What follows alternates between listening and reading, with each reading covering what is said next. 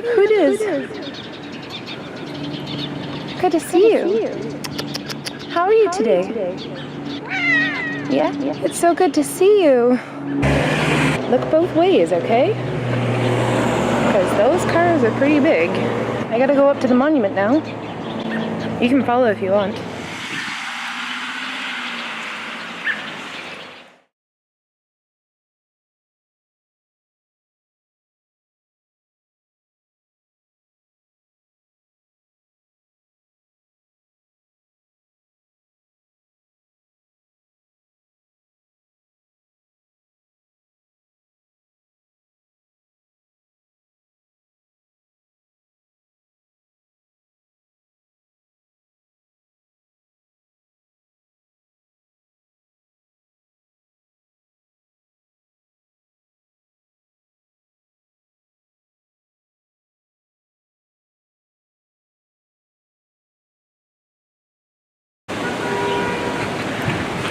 Ready?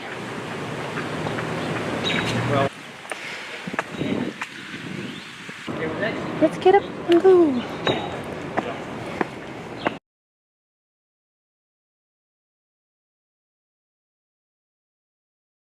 Anybody has any questions and stuff as we go, just go ahead and ask. One of the main things about this meeting tonight is I want to get input from people as to what they think about the park. You know, good, bad, otherwise, any idea, no matter how far-fetched or whatever it is or whatever the concern is, we want to hear about it, we want to record it. So just keep that in mind as we go forward. And then please, you know, just if somebody else doesn't write down your idea, then make a point of coming up to one of these boards and writing it down on your own, all right?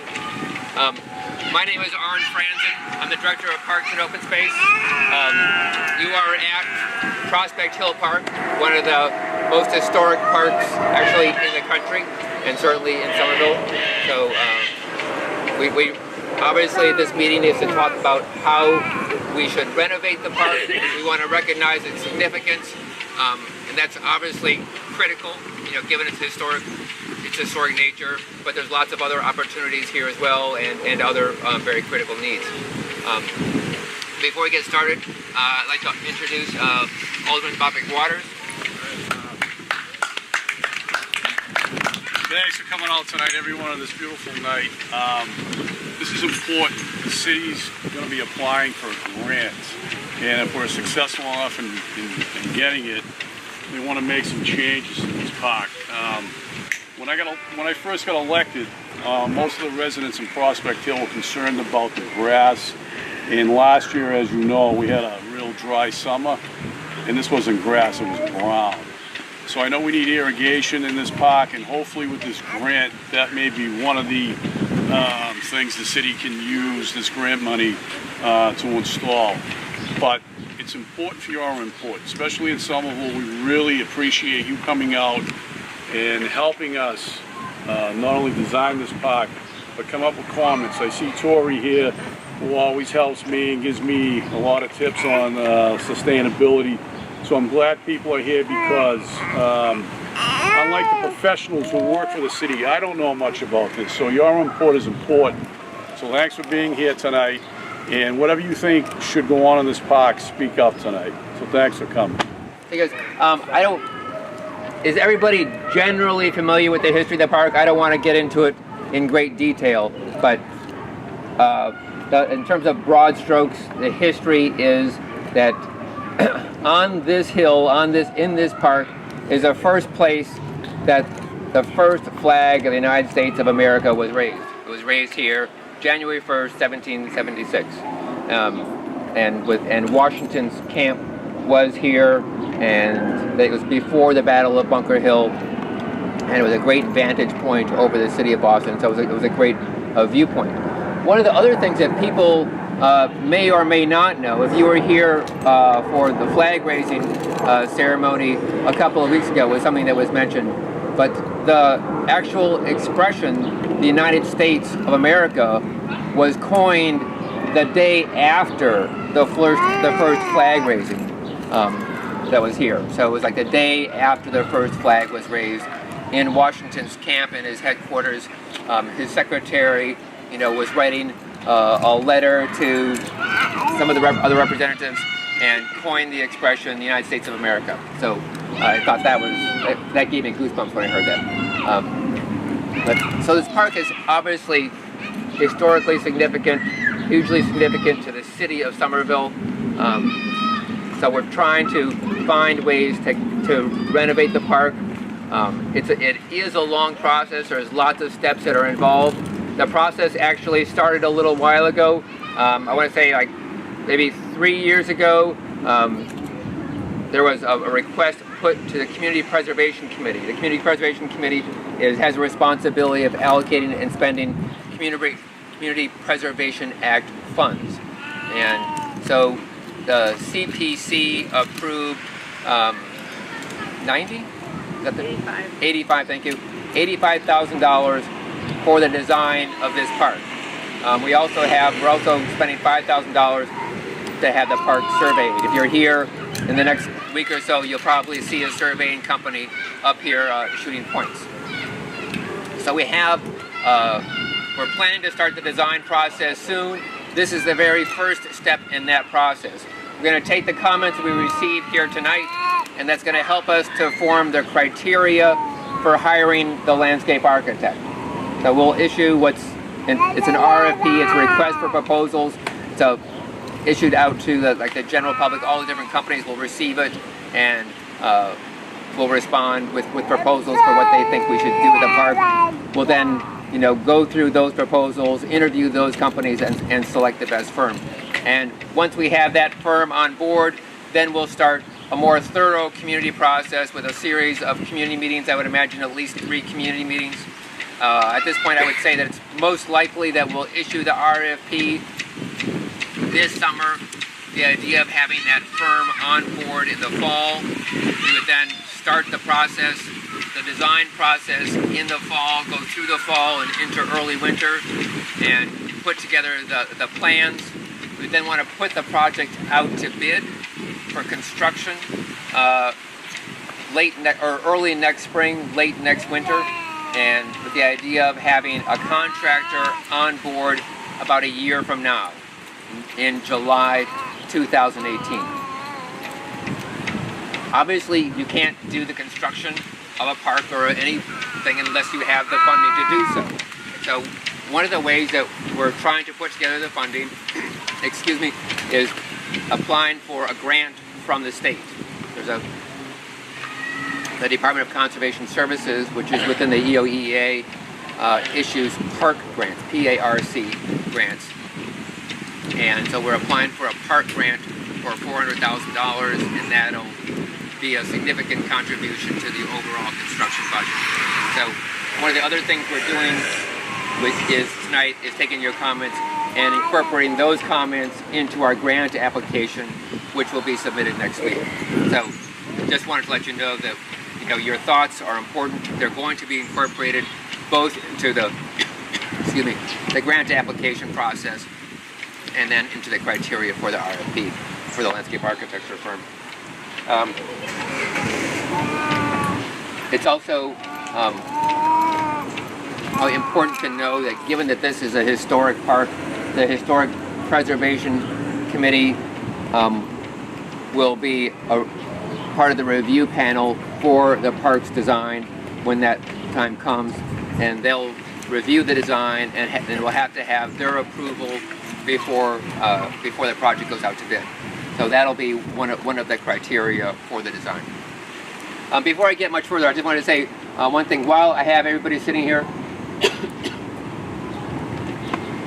it's important that we have a good design process, and that means that we have the community involved. One of the best things you can do is if we have a way to get to you and to email you and to get, if we have your email address, we can contact you to let you know when the community meetings are. So there's a sign-up sheet going around. If you haven't signed it, please make a point of doing so. Please print your email address very clearly. Sometimes it's hard to read the emails.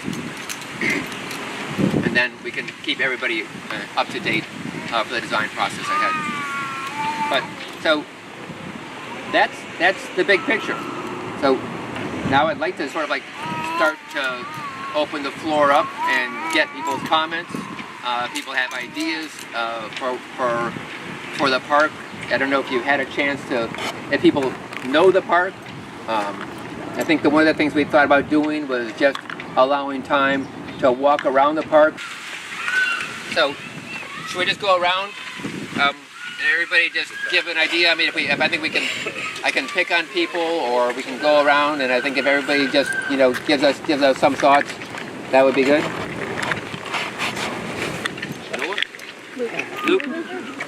Luke? What do you like about this park? What do you like about it? I know. Or if you what's wanted, your favorite what do you thing? like? I like the house back there. You like the houses back there? They like that storage area over there. The stone, you can sit stone on the house. roof. So do you think we should protect that stone house and make sure that it stays? Okay, I'm gonna write that down as an idea. All right. Okay. I like that winding path. You like the path? Okay. So there's a lot of paths around the park. Have people walked around the paths much? She really likes that windy path that's been created down there. It gives them an incredible ability to have fantasies that they're in a secluded woods. Even though we're right here in the city, there's so many trees, and the way the path winds, it's a really wonderful place for kids to have a fantasy life. That was created by a citizen on his own permission. So that was real special. Thank you.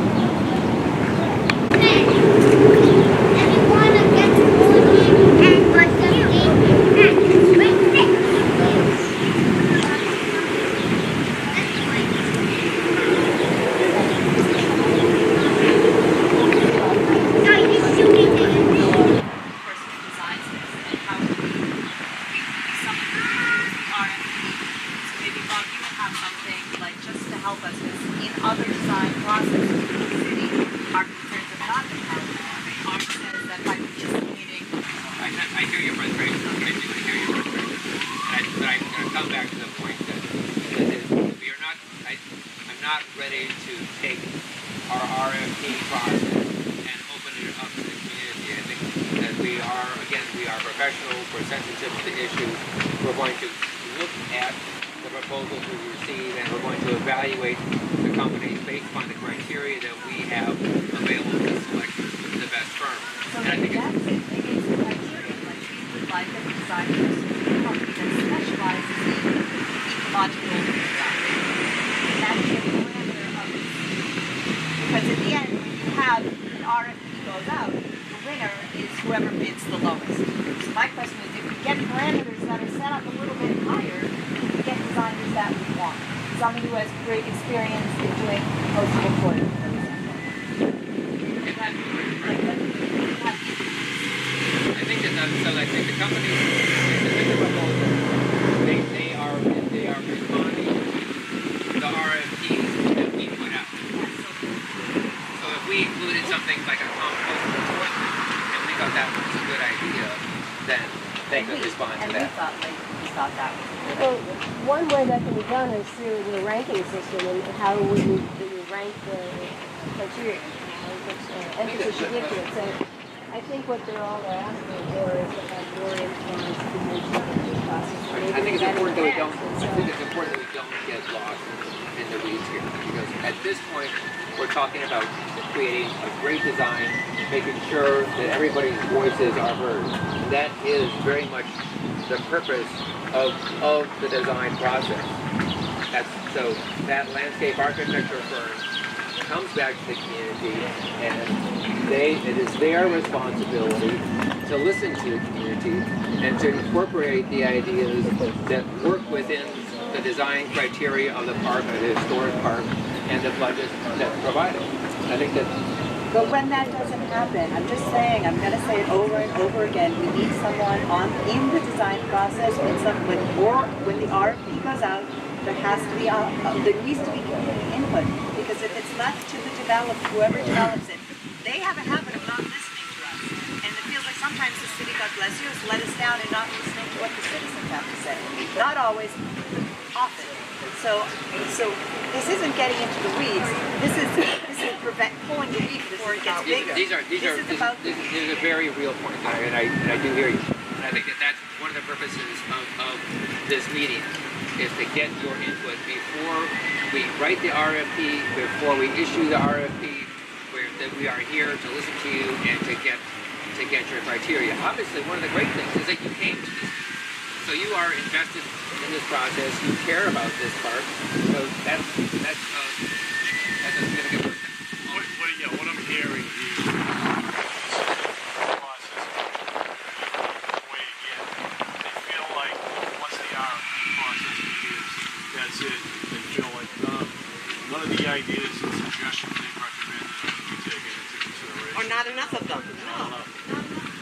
So I feel I can hear their angst and consternation. So what assurances can we get from your department that some of these terrific suggestions are going to be followed through? And on this RFP process, will you have to come before the board for funding, or is that coming right out of your budget? No, that comes out of the budget that we're going to get. Right. So that money is already approved. And the CPA, they want to be involved. They want their suggestions. But you can imagine, but this is a much bigger discussion than just this time, and there are valid points. But the city issues RFPs all the time. Every project that the city does gets an RFP. We put out requests for proposals for everything, whether it's replacing a sidewalk, replacing street lights, whatever it is. There are RFPs going out constantly.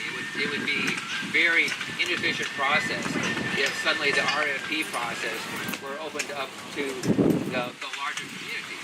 Because it's also important to remember that there are many different voices. Well, I think one of the important things that we talked about here is openness and transparency. So I think that in order to convince people like are assembled here that their concerns and desires are being taken into account is to have a process whereby people are not simply consulted and asked for their input, but where there is some documented record of what actually happens there, what level of dissension is there from a plan that may be specified in the RFP. And because I think it's not simply a matter of collecting the opinions of people you can assemble in a setting like this. I think that some of these issues are really important enough to be opened up to the broader community, the people who are home cooking dinner, taking care of their kids, and whatever. So it needs to be advertised in some formal way, I think. And I was actually at one of the hearings that you did at the VNA about the crumb rubber thing and playgrounds, and I think maybe something like that, but added to it is this sort of democratic accountability component. So can you speak to that? I think that the process is an established process, and the reason that it's an established process is because in most cases it works well. It's a system that has evolved over time. This isn't something that a bunch of people sat around in a room 6 months ago and said, oh well, let's just do it this way. This is a process that communities, government bodies have developed over time that is efficient and is effective. So I think that's why there is a community process. But we've been burned. Yes. The term works well is relative to one's own interests, and so it works well from the point of view of people who are ensconced in this, what probably is somewhat bureaucratic process. There's a maybe somewhat cozy relationship between people in the city. I mean, I'm not trying to slur anybody here, but people know each other. But I think here we have the opportunity to know us and people we represent who can't be here tonight. So I'm looking for a little bit more, I think. Other than phrases like works well, because that is so subjective.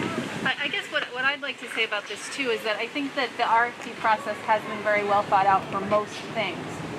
But if you think about this piece of property in terms of Somerville real estate, this is not most things. And what's going to be done here is going to be lasting. And so to say this particular RFP deserves a different process, I don't think sets a precedent for all of the RFPs in town. But it could say, when you have something that's as treasured of a jewel as Prospect Hill Park, you do something a little different, and you include more community, and you allow for people to be at this meeting, so you don't end up with big protests as they're taking down trees or something. You know, it's people love this park. It holds a lot of value for the city. So I think everybody's ideas are good. I think that I'm not discounting anybody's thoughts. I think that these are important beliefs, and I understand the need that there isn't always as much of a trust in the system as we'd like to, as we understand, or as we'd like to think. But I think that it is an effective system, and it is an open system. This is a community process.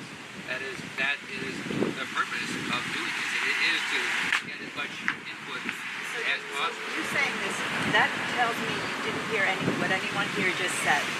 That your response to that, even though you didn't want to dismiss people, even though you didn't want to, you think that the established process is good. So that tells me that you just didn't hear anything that anybody here had to say. I think we need to, perhaps, Bob, we can look into this, into this particular process as having a different RFP. I don't know if we need to meet as a group with you, because, I mean, sometimes channels don't work if we're not getting a response from the city we need. That's why we have our representatives. So could there be a small commission, a small group of people that represent the Prospect Hill Park who can be on the review process for the RFP? So there would be people on that to review the RFP? I think that, let's do this. Let's all have a conversation with the alderman. We'll talk to, other people within the city, and then we can respond. Can I just interject now that I appreciate all of what you're saying as both a resident as well as a planner, but I think you also need to realize there's a lot of different audiences that we need to take into account here, and the one that hasn't been brought up at all that I need to represent for you, which is the historical commission. This is a historic site. I don't need to tell anybody to hear that. It's a very important one. It has national significance. It has been on the National Register right now. We've been trying very hard to do that for many years, and we'll continue to do that. But not only are you subject to the Somerville Historic Preservation Commission, to which I'm staff, but also to the Mass Historical Commission as well. And they actually have some very strong influence over what happens here. So I think what Arn is trying to say is there's a lot of different characters in this involved here. So the community is certainly a very important part of it, but there might be times when by what the neighborhood wants or some subset of it wants cannot be what ends up happening here, because there's other factors as well. So I think all we're saying is the same thing, which is that it's an inclusive process. Whether or not we have a working group, we did that once before on another project in another park that was also historic as well. But that doesn't necessarily mean that you're going to get everything that maybe you want, and you're not necessarily all going to agree. I don't need to tell you all this. So that's all I think Arn is trying to suggest, is that it has to be a process that takes into account a lot, and which includes DPW, the maintenance costs, and all the things. Absolutely. I'm just saying perhaps the established way of doing things is for this particular design project, it is maybe not the best channels to go through, as just in terms of, I mean, I totally hear what you're saying. We're not all going to agree, but just to feel like there's been a true community process. It's not just we'll write down what you're going to say and, oh, well, we're going to put this crumb rubber in anyway. Sorry. We kind of heard you, but we didn't. Well, all I'm saying to that, I would say, is that sometimes with that we didn't prevail in that situation because other people felt that there were other extenuating circumstances that meant that that wasn't the way to go. And there was some controversy about that. It's just like Lincoln Park. I mean, I don't need to remind anybody here that followed the news. There was a lot of controversy about that in section. So you're going to have some processes that come out, even though it's inclusive and everybody gets to say something, that isn't necessarily going to meet everyone's needs. And again, I'm not saying it's going to meet everyone's needs. I'm just saying that it's going to have a more believable, clear process that we feel we've really been a part of.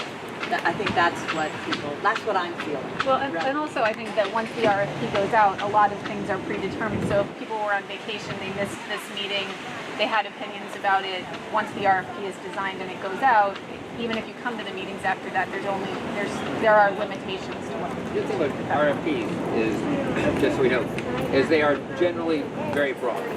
We have we address broad goals.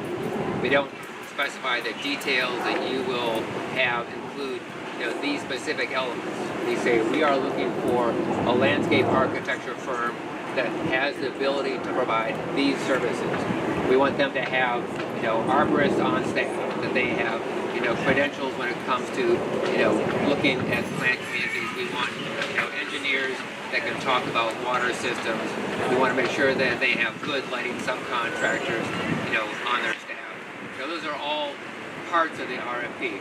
So we don't specifically say we need you to hire a lighting subcontractor that specializes in LED lights or this or specializes or whatever it is, a supplier that you're going to work with a supplier that only does this type of feature or something. You try not to make them too specific. You actually want them to be very broad so that you get the widest range of proposals possible.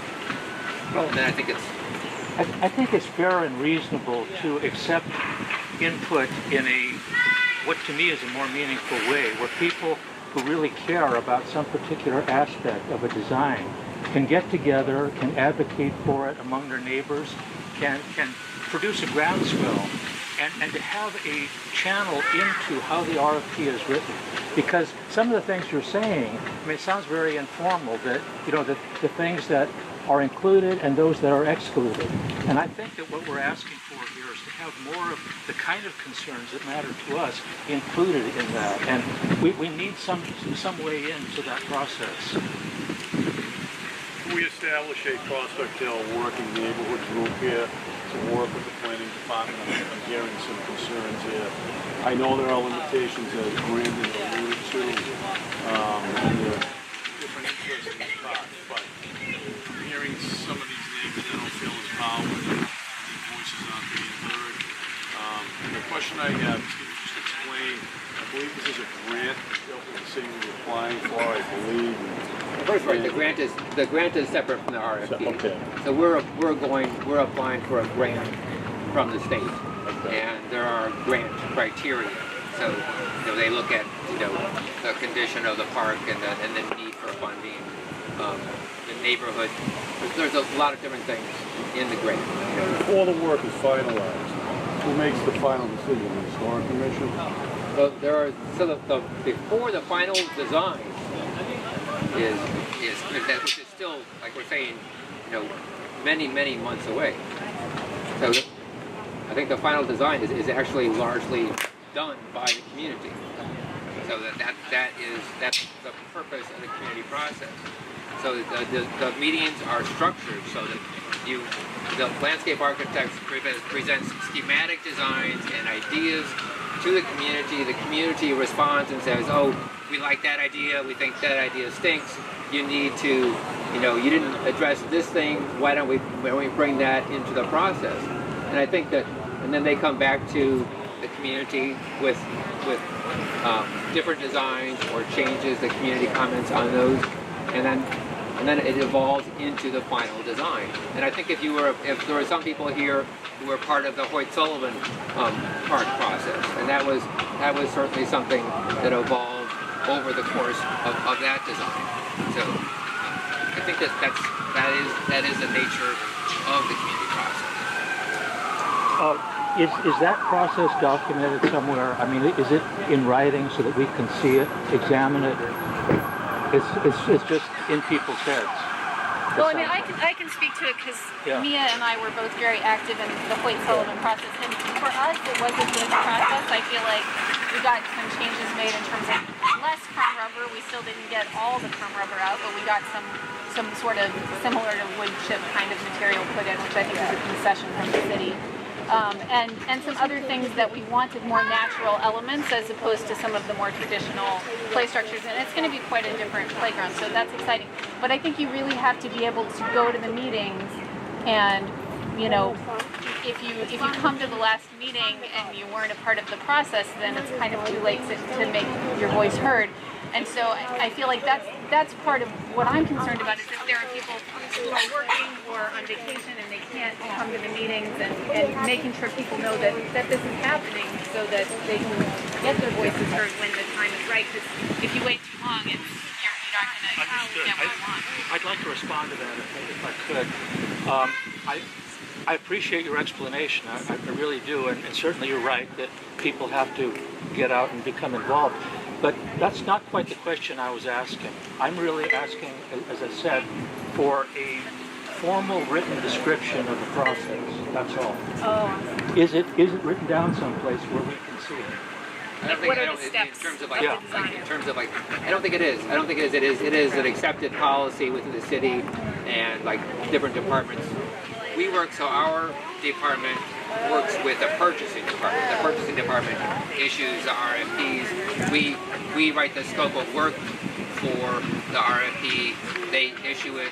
The community process is very much, ours to dictate. And so we typically have a minimum of three design meetings after the landscape architect is hired. That's pretty much standard practice. Some, like Lincoln Park, I think we had 6, or maybe actually as many as 12 community meetings. Yeah, well, but again, you can impress me perhaps with the, detailed description of what actually happens. But it seems to me that something this important and that applies to so many different aspects of things going on in the city deserve to be written down someplace where they can be looked at. Am I alone in feeling that? No, I think that makes sense. The process, Yeah. is to know what the process is and what the timeline is. Right. I think that's completely doable, to just sort of to chart out the process, or to have some sort of like we can issue an email that talks about the proposed schedule and the process ahead. That is completely Great. So you'll commit to doing that. Well, and that would be good to know how the different processes are going to link in with each other. Yeah, can you spell that out and explain it so all the residents know? And I'd like to see if we can establish a neighborhood working session on this, because Gary's right, there are people that aren't here, it's vacation, having vacation week. This is one of the biggest open space areas in the city. It's historic, and I'd like to get a lot of people into this.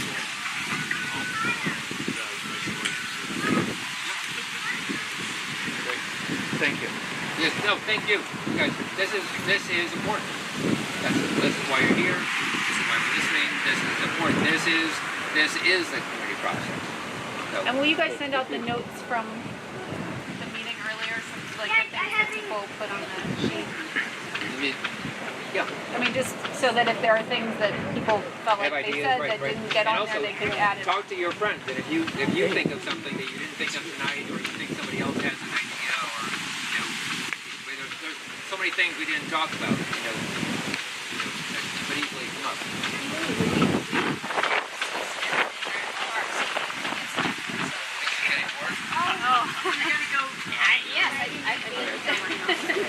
Where do you guys all take off? I don't think the kids are out of the house. All right, we'll see you. Bye. Absolutely. How are you? Good. How about you? What was the thing you said you edited? What's on you? That was Claire Sullivan on Central. So, Yeah, I just I don't know. I filmed that whole thing. Pretty girl just walked away from me again. Oh no. Yeah, well, we need to know how it works and to find the entry point.